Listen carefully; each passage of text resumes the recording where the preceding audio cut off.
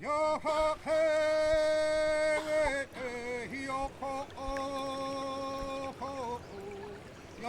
a dugout canoe on the Eel River for the first time in over 150 years is, it's hard not to get emotional about it. It's an affirmation that we're doing good work. We have to learn how to be true to our roots, but also adapt to the modern society, but also adapting modern society to our indigenous roots, making them knowledgeable that we are still here, and trying to kill that mindset that we're only in the history books, or like there's we're still represented. Yeah, we're still here, exactly. So doing this with my family, first cousin, auntie, Uncle Perry, first cousin, it's all this.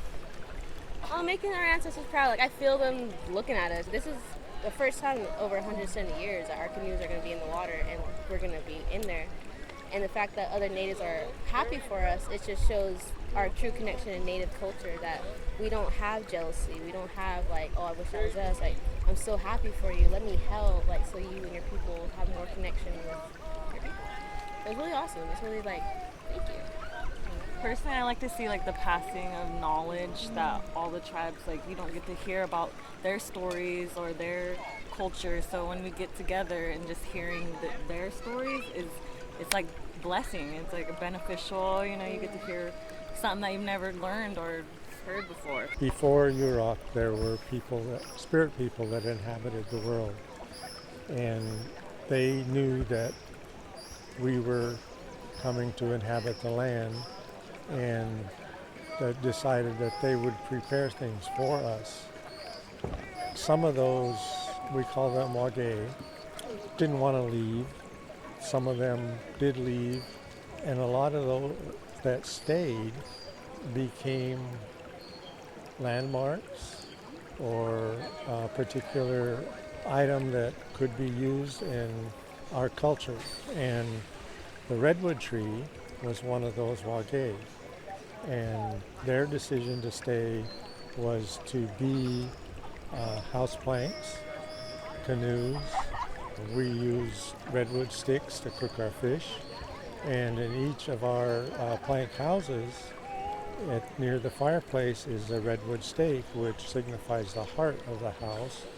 And so just right off the bat, redwood has this spirit that came from before Nathi Khan, which is the time before man, is what we call it. Like with our tradition, it's something we're trying to bring back for the youth, because a lot of the elders that we're losing a lot of our elders that have the knowledge for these types of things, and that's what they're starting to bring back for us. And for not just the youth, but just everyone in general. Like anybody that wants to be a part of it, they're more than welcome to come and help and be a part of it, because that's what it's all about. It's just bringing people together and having a good time and bringing it back to where we came from. Supporting fish-dependent people, cultures, and food sustenance and sovereignty. And so it's protecting those cultural rights, the rights to be on the river and learning our culture and practicing our cultural ways. And so that's really important that, this is our wellness as well, and taking care of the lands and learning how to protect the lands. Those are just not only inherent rights, but inherent obligations that we as Native people hold and carry. It's just our connection to and gratitude for what is offered by the lands and the waters.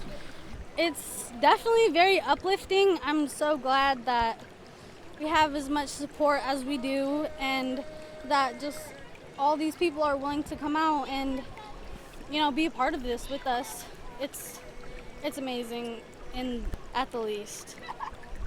This is just the beginning. There's a lot more to come. Getting the community to see more of us and to see everything that's happening in a positive way, to have this canoe carved, the multiple ones, and to get them on the river.